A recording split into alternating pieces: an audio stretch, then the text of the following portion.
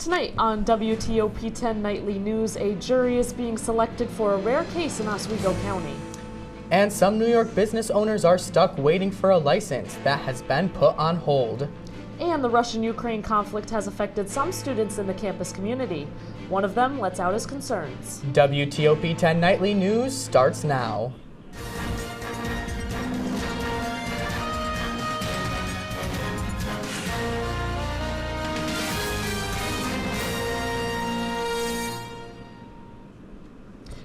Good evening and welcome to WTOP-10 Nightly News. I'm Jacquelyn Driggs. And I'm Scott Brubaker, in for Kyle Spizak.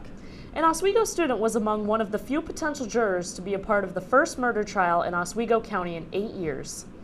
Jury selection has begun on the trial of 2 Syracuse men who killed a Fulton man in a botched robbery. Although the selection has begun, there is still a while to wait before the case begins. In the courtroom, over 50 people waited to be interviewed, and only 24 were left to narrow down the selection.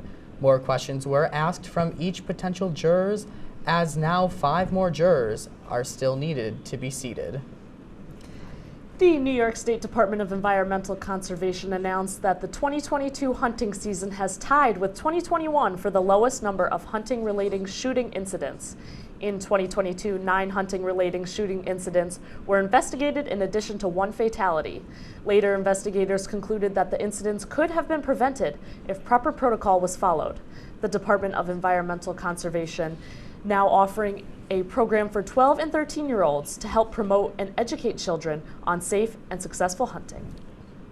Food pantries across New York State are gearing up for increased requests as SNAP benefits across the country are coming to an end. Leaders at the Oswego County Catholic Charities Office are concerned about how the rising cost of food is affecting families in the area. With some help from the Food Bank of CNY and even Walmart, the Catholic Charities leadership says regardless of the increased demand, they will still meet the task head on. Hundreds of people waiting for approval to legally sell cannabis in New York are being denied the opportunity. As our Thomas Cafarella reports, the one thing stopping them from distributing cannabis, a recent court ruling that's left the whole process in limbo. Mike Golden is eager for his chance to sell cannabis out of his Syracuse store legally. I think it's going to create a lot of great opportunities for people to turn some things around. Again, not with just like licensing, but like there's going to be like a lot of great job opportunities. Right now, Mike and dozens of others hoping to sell cannabis products are stuck waiting. A federal judge denied motions that would allow New York State to begin distributing conditional adult use retail dispensary licenses, or CARD licenses, in 5 regions, including central New York.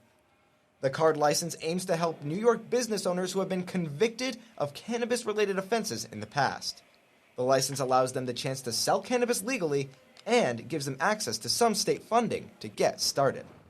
Mike Golden was in line for the CARD license until a federal judge put the licenses on hold. I don't think so. I don't think it's fair to anyone. The block stems from a cannabis store in the capital region, Verasite 1. The owner met all the state's requirements but one. He was never convicted of a cannabis offense in New York State. The owner was, however, convicted in Michigan on marijuana charges. Still, New York State dropped Verasite 1 from the card applicant pool. The company filed a lawsuit claiming that New York State was discriminating against out-of-state businesses. The court sided with Verasite 1, leaving owners like Mike Golden in limbo. Although Mike can't sell cannabis just quite yet, he's still finding a way to keep it a part of his livelihood. How, you might ask? With merchandise. And Mike says it's for a good cause. We're a lifestyle brand that's all about dropping the stigma around cannabis. So right now I just sell like weed shirts. I tell people all the time. And Despite the uncertainty, Mike still says he's focused on one thing: promoting a positive and welcoming environment for everyone, regardless of the outcome of his application. I've had so many great conversations. We plan to continue doing things like that and doing a lot of outreach. Outreaching.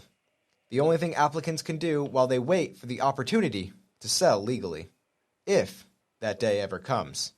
In Syracuse, Thomas Cafarella, WTOP-10.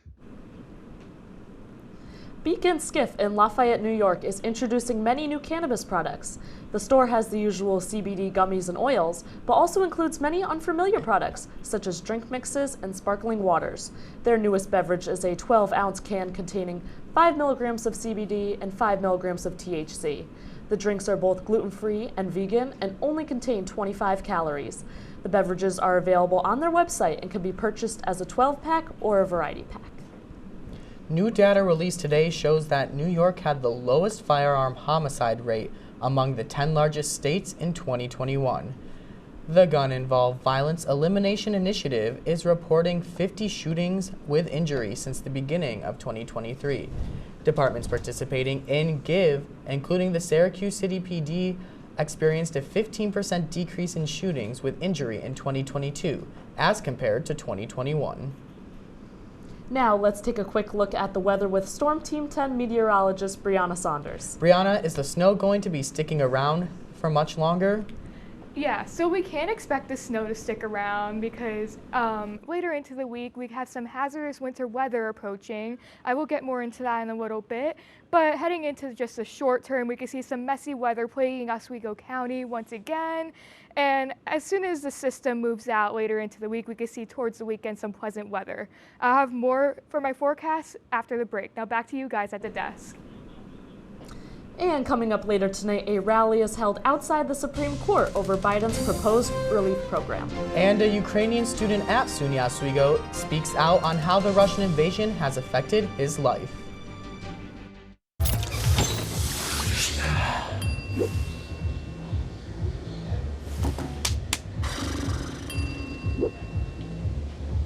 If you need to do something to feel okay to drive, you're not okay to drive. Don't drive buzzed.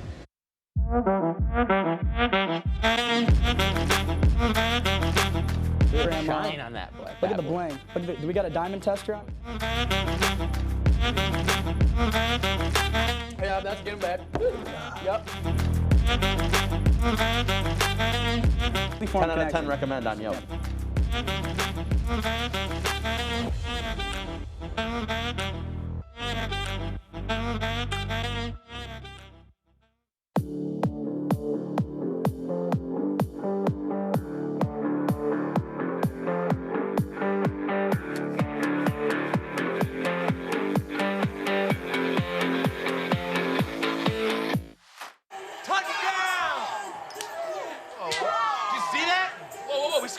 Scoring, going to the playoffs. I can't believe I missed that.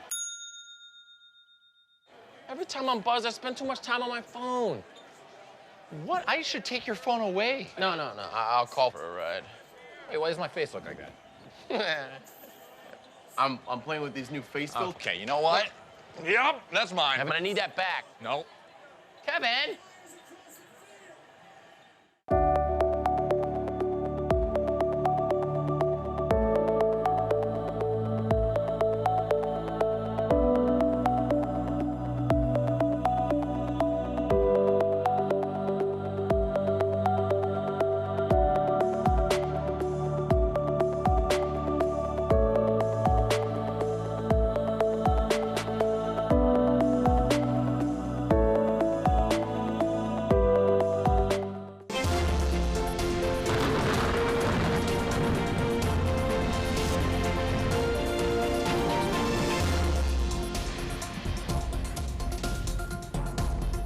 Welcome back. I'm Storm Team 10 meteorologist Brianna Saunders. Now taking a quick look at our current conditions, we can see we have a temperature around 36 degrees, with a dew point around 30. It is pretty humid out there, but the snow has moved on out, so the clouds will stick around into tomorrow.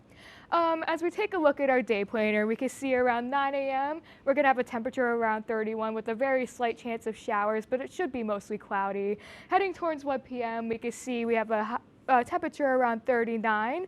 There's going to be a chance of some rain showers, and heading towards the evening, that chance increases. We could expect some more rain showers continuing into our overnight.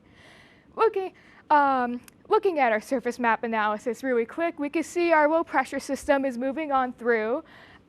This is a signal of a big winter storm that could be very impactful. You could look out for the impacts that may cause on travel and such. And taking a quick look at our 7-day forecast, we can see around Wednesday, we have a high around 41.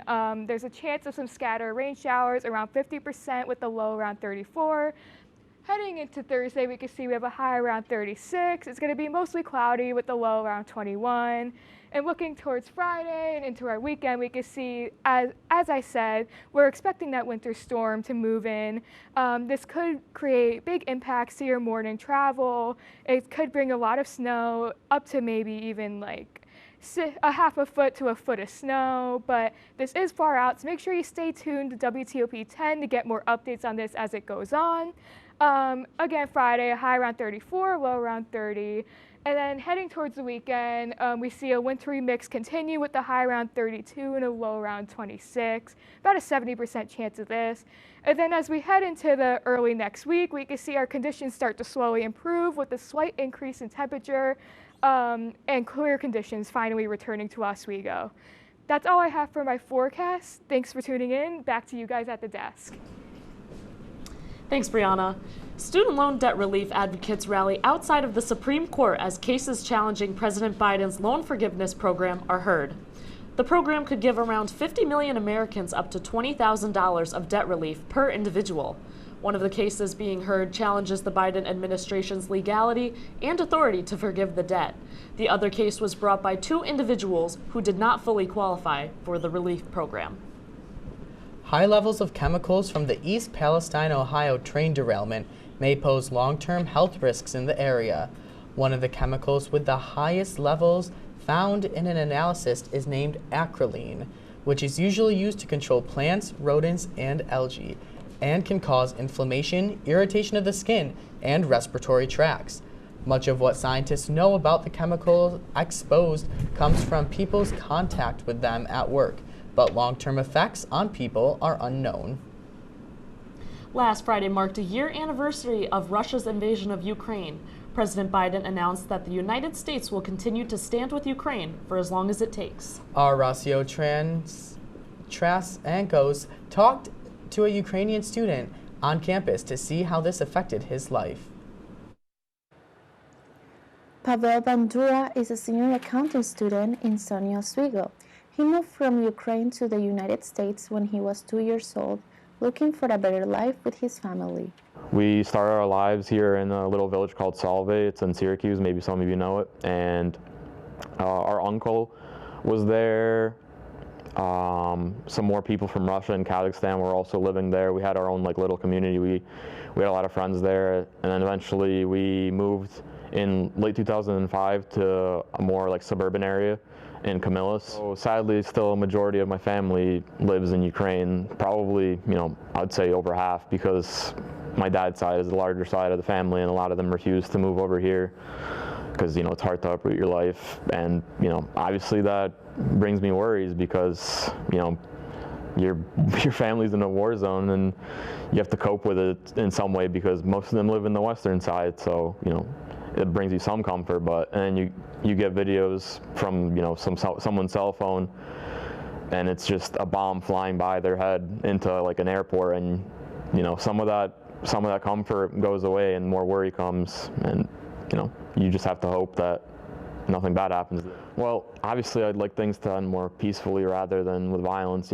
If the people in the East want to break away and be either their own country or part of Russia, it's up to them. I mean, if that's how they truly feel, I'd rather that be settled in a more democratic way. Like many students that are away from their families when they go to college, Pavel wishes to see his family soon, and he would like the conflict to end peacefully. Finland begins construction of a 200-kilometer fence on the Russian border. This comes as fears of Moscow using migrants to put political pressure on Finland. The country saw an influx of Russian migrants after President Vladimir Putin ordered the reserves to fight in Ukraine. The new fence is intended to minimize illegal entries into Finland. The fence is expected to be completed by the end of June. Buster and Bess are two British canines that are getting ready to protect critically endangered pangolins in Thailand. The dog duo graduated through a training program with law enforcement and will help sniff out pangolins that are smuggled through ports, airports, and roads. About 200,000 pangolins are believed to be smuggled every year. And after this, find out who Walmart is partnering with. And stay tuned to hear about today's special holiday.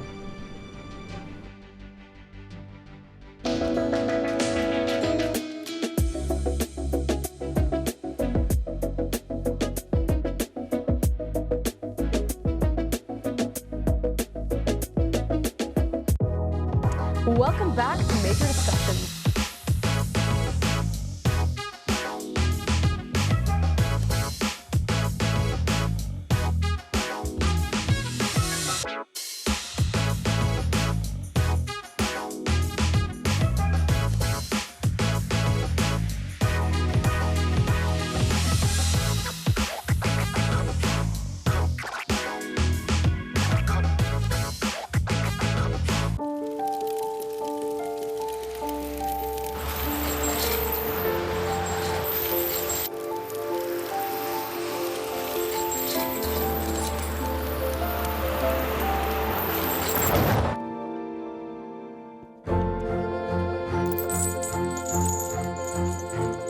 Did you know dragging chains can spark a wildfire?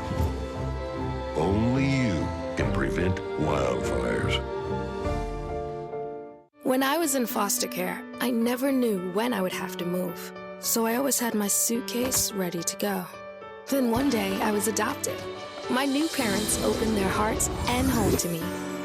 My parents cook my favorite breakfast for me every morning. My parents take me on trips I never thought I would go on. They gave me a home and an even better reason to use that suitcase. My parents aren't perfect, but they're perfect for me. Hey there, I'm Al Roker, class of 76. Yes, way back in 76. Back when the earth was cooling. You're watching WTOP. Welcome back to WTOP-10 Nightly News. Here is your health and consumer report.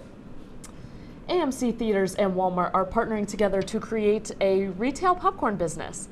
The partnership will sell at-home microwavable popcorn that will recreate the flavor of movie theater popcorn right at the comforts of your own home.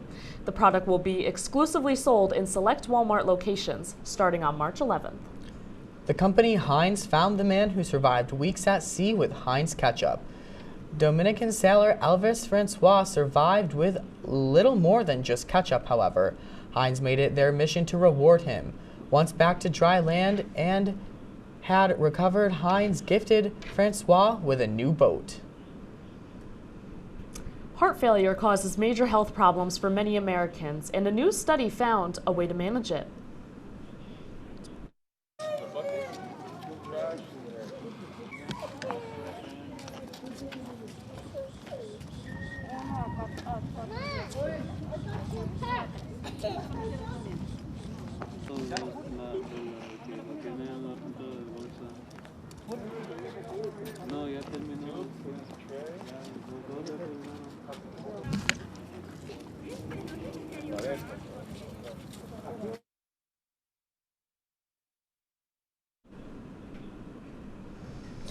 And research continues to be done to combat heart failure nationwide. Today is Rare Disease Day. The holiday is used to celebrate and raise awareness for rare diseases and those who are affected. The day promotes improvement to access treatments and medical representation for individuals and families who are affected. The hope is to encourage researchers and decision makers to address the needs of those living with rare diseases. California ended its COVID-19 state of emergency today. It's been about 3 years since Governor Gavin Newsom first declared a state of emergency due to the COVID-19 pandemic. He calls the declaration an effective and necessary tool that saved lives and protected the economy. According to Newsom, the state has enough of public health infrastructure for the state of emergency to end. And California is not the only place lifting its COVID restrictions.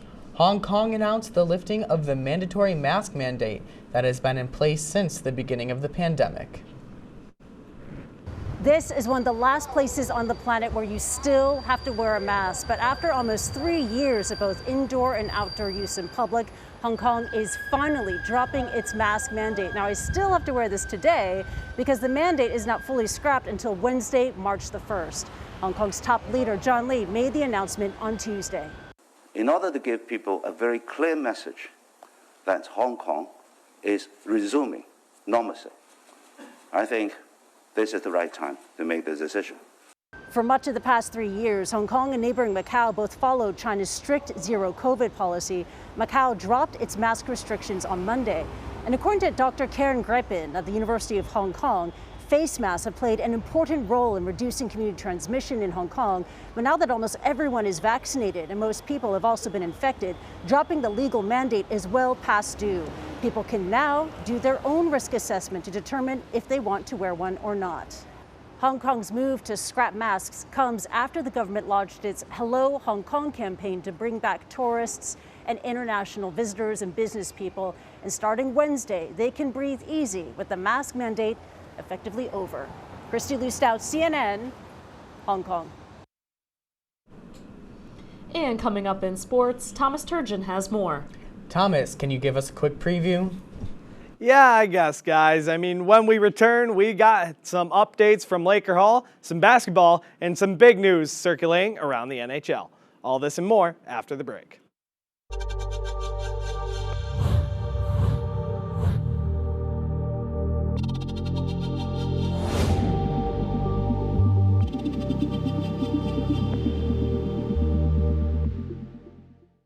Say, President Stanley, whenever there's bad weather, who would you turn to? I'd turn to Storm Team 10. No, right but you've here. got to say it like this. Storm Team 10. Say it with me. Storm Team 10.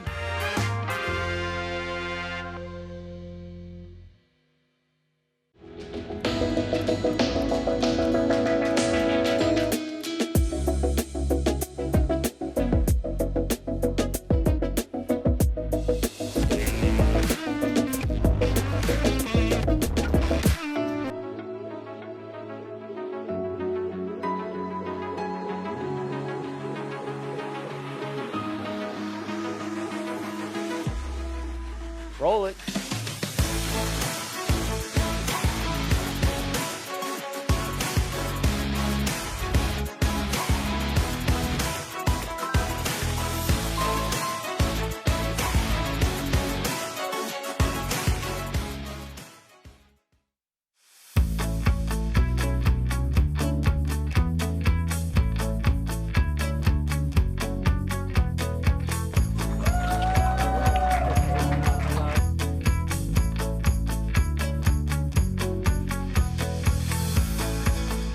Jill Should we told me it tell was him? Kitty from Glee. Yeah, what is it? It's Al Roker.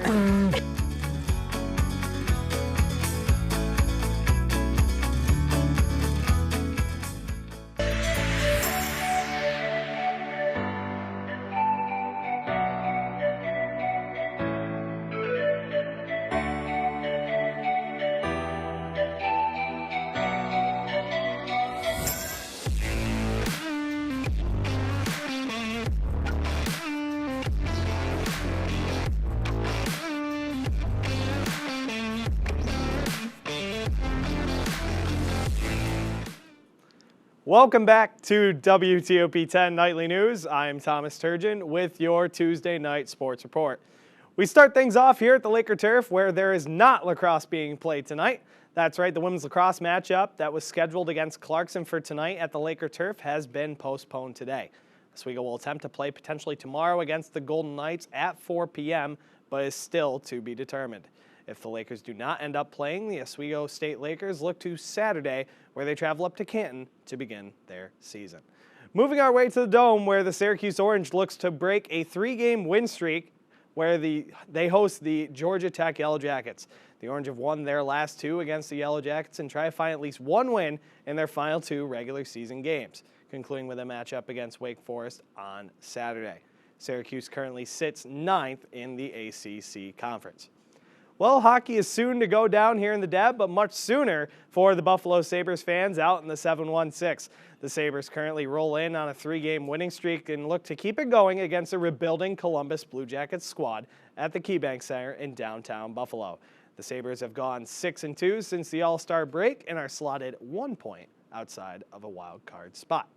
Going down to New York City, where the long-awaited trade is finally over, or so we think. Shout out Marek Ptakowski. Longtime Chicago Blackhawks star Patrick Kane has been traded to the Blue Shirts per ESPN insider Emily Kaplan. The 3-time Stanley Cup champion leaves Chicago after 15 seasons with the team. The return for Kane is a conditional 2nd-round pick and a 4th-round pick, both in this year's draft. Kane is currently in his final year of his 8-year, $84 million contract.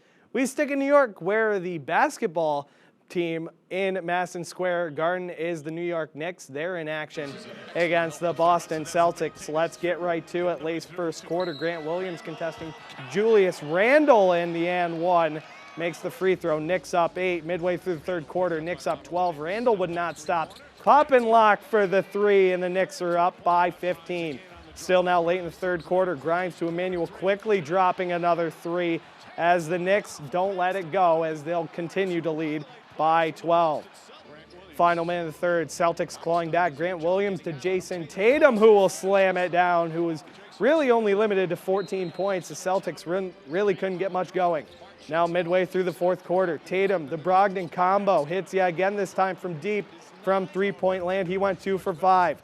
A little less than 4 minutes to go. Julius Randle to Josh Hart for 3. He went 62% from the field, and the Knicks continued to roll with a 14-point lead. Jason Tatum, that temper got him ejected out of tonight's contest. Clearly not too healthy, and the final score wasn't too much in the favor of the Celtics as they would fall to the Knicks, and they would drop to 44-18 and turn around to Cleveland. As for the Knicks, they're winners of 6 straight and will be back in action tomorrow night against the Nets. So overall, a big weekend overall in the professional sports world as the lacrosse team looks to get things back in action tomorrow night against Clarkson. So we have lacrosse coming up for us Lakers. What other sports are we looking to this spring? Well, definitely a lot to talk about. Baseball and softball already starting up, and then obviously going down to Florida for spring break. So you have that. Men's lacrosse also looking to start up. And on the winner's side of things, we've got the Swing Act Championship, and we've got the NCAA Championship coming to Maxfield this weekend.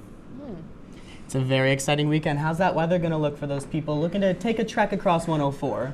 Well, the weather is going to be a little rough as we head towards Friday because we are expecting a new winter storm to roll through our area. We don't have a lot of specific details on snowfall totals yet, but you can expect your commute to be impacted as a big system is going to move through. It is going to be powerful. We can expect at least a half a foot of snow, but I'll have more. Obviously, we'll have more coming up later in the week. And that's our report for tonight. Be sure to stay tuned for Off the Clock. Thank you so much for watching. Have a great night, everyone.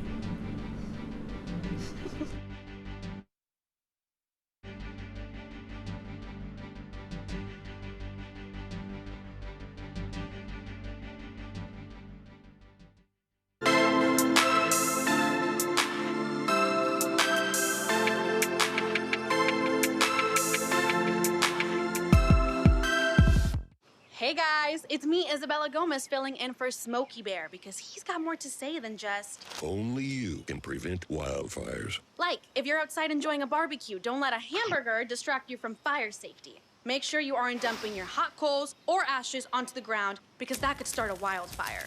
So take wildfire prevention seriously and let's save the world one day at a time. Juntos con Smokey Bear, podemos hacerlo. Go to smokeybear.com to learn more about wildfire prevention.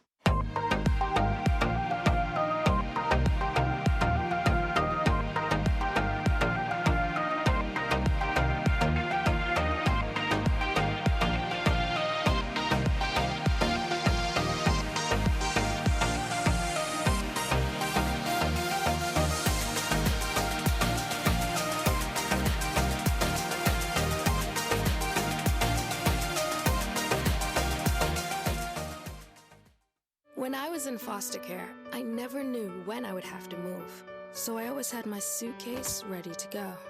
Then one day I was adopted. My new parents opened their hearts and home to me. My parents cook my favorite breakfast for me every morning. My parents take me on trips I never thought I would go on. They gave me a home and an even better reason to use that suitcase. My parents aren't perfect, but they're perfect for me.